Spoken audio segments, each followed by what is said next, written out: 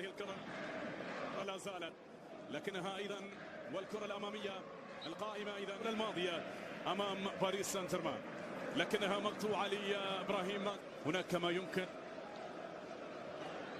في هذه المواجهة طبعا أن يستعاد للأمام الآن، حيث مرة أخرى الكرة للأمام، لكن أيضا تبعد وبكرات وبفرصة قائمة لا زالت. إذا مصلحة فريق نادي باير ليفركوزن. هنا الانطلاقة والمرور وفرصة هدف المباراة الأول. يا الله، ضاعت يا بوكو، أضاعها بوكو بشكل غريب بصراحة. بوكو العودة مرة أخرى، جارسيا يعود بها إلى المنتقد بنفيكا.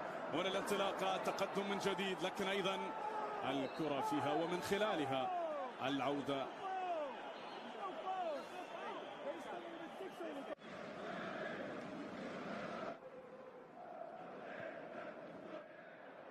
الكرة وصلت والوصول ناتي وإياكم الآن إلى شوط المباراة.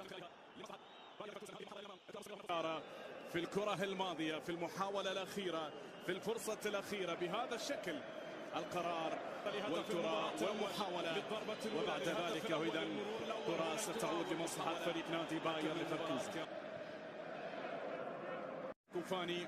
كوفاني لباير ليفركوزن خلف الدفاعات، انطلق يسار مرة أخرى لمصلحة كرة ضربة ثانية.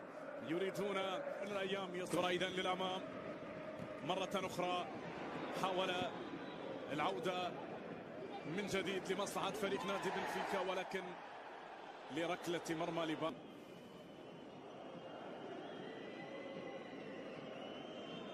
للأمام. تقدم من اليسار.